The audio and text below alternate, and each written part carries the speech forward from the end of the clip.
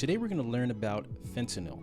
I think it's important to get some general information on this substance, especially because of the alarming amount of overdoses taking place here in the United States. So let's take some time to learn about this substance and get a little educated on what this thing actually is. So let's get started.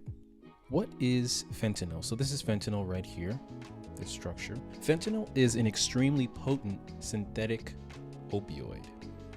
When I say synthetic, I mean that it is an imitation of a natural product. It's a man-made product. In this case, fentanyl is imitated from the compounds that come from the poppy plant, like morphine, other things like that. Opioids are molecules that act on opioid receptors. In a few minutes, we're going to talk about what opioid receptors are, but these molecules act at these specific receptors that we have in order to elicit some kind of effect. So some examples are heroin. Heroin is not a naturally occurring opioid. It is derived from morphine, but is what's called a semi-synthetic opioid, which is what hydrocodone and oxycodone are.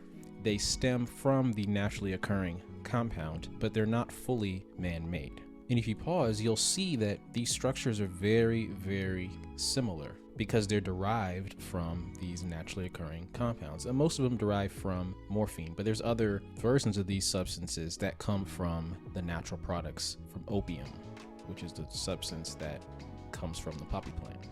So how do these things work? Fentanyl, as far as its function, is in the same category as other opioids. So these things attach to what's called the mu opioid receptor. This is one of the many opioid receptors we have. And these receptors take in things like endorphins, these naturally occurring substances that our body produces, like after you run and feel good. And the way they work is they attach to this receptor.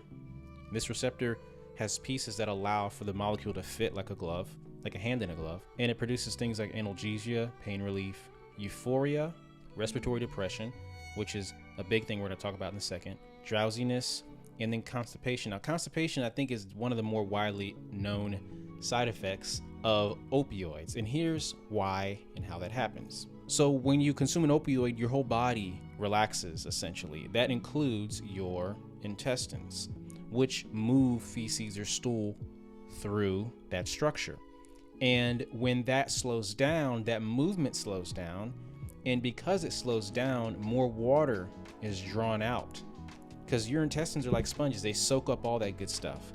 And so more water is drawn out, the more compact it gets, and you get constipated. And that gets worse as you continue consuming these substances. In pain in general, we're up here, if you touch something hot, that signal is a signal that goes through your spinal cord to your brain. These opioids connect to this receptor and stop that signal from reaching the brain, which is how pain is relieved.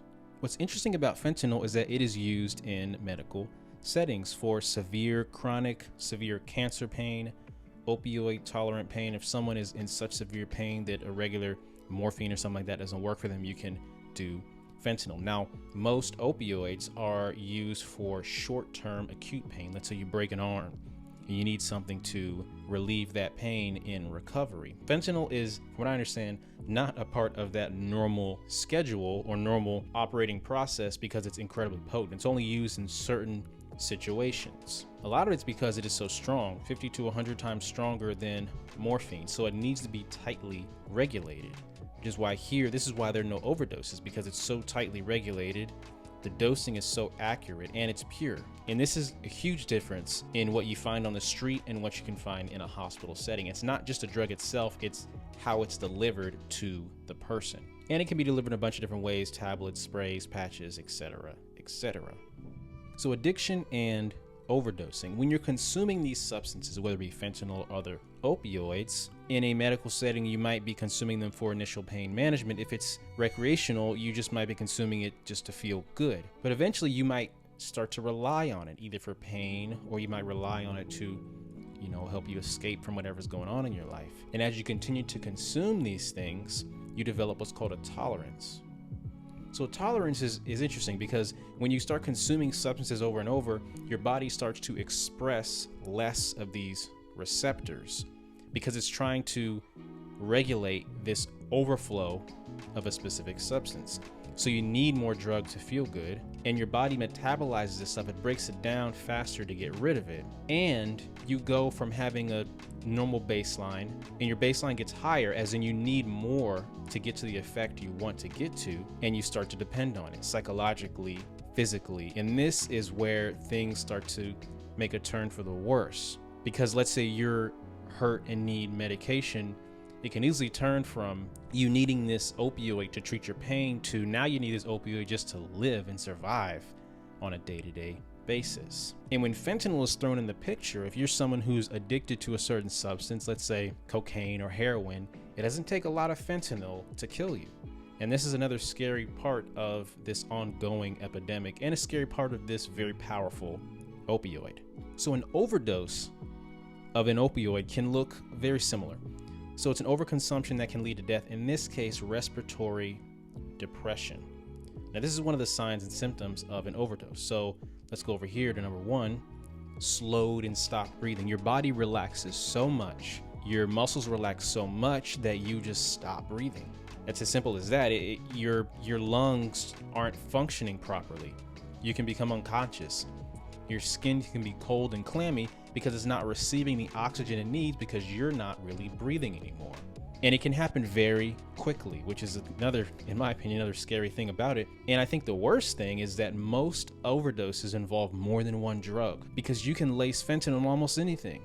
Let's say you are a recreational cocaine user, or ecstasy, Xanax, or maybe it's your first time trying these. I'm talking about in the street. You could easily die because it only takes a little bit of fentanyl in some of these substances for you to just stop breathing.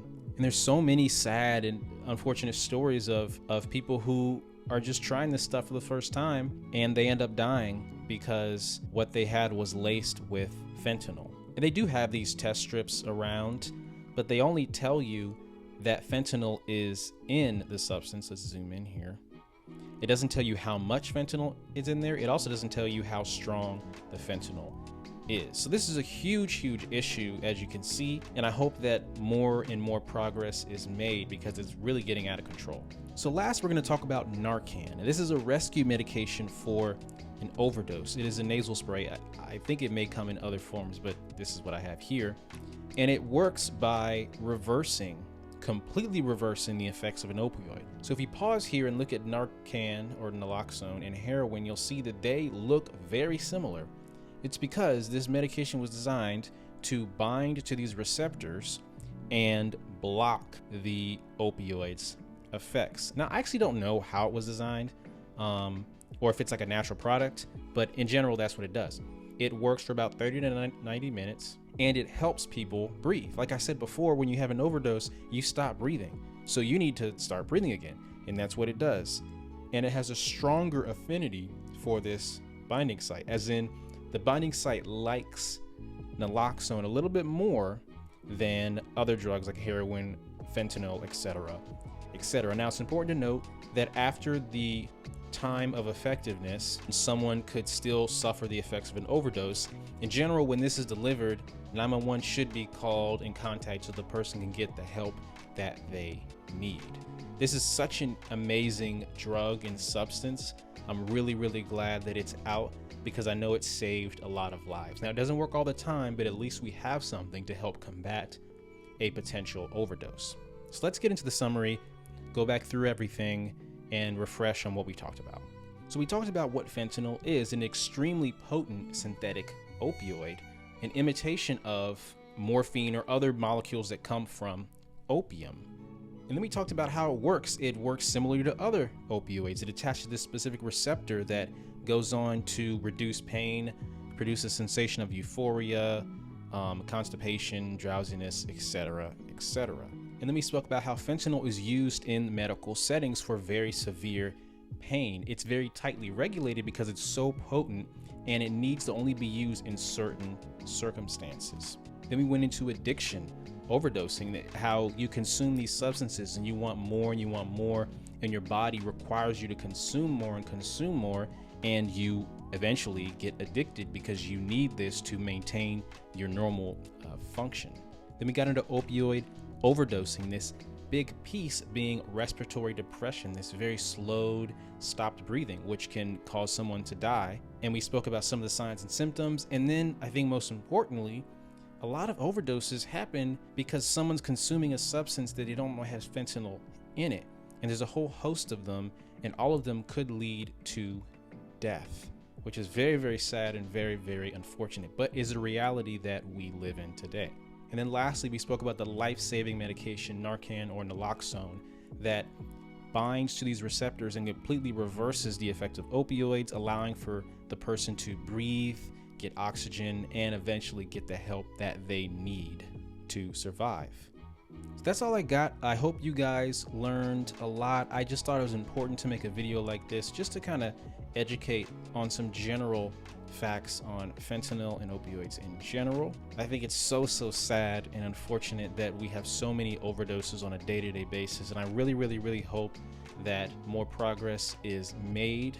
I'm really grateful that they have this medication right here. I know it saved a lot of lives. I learned a lot doing research for this video, and I'm gonna make more videos on prescription and recreational drugs because I think they're very interesting.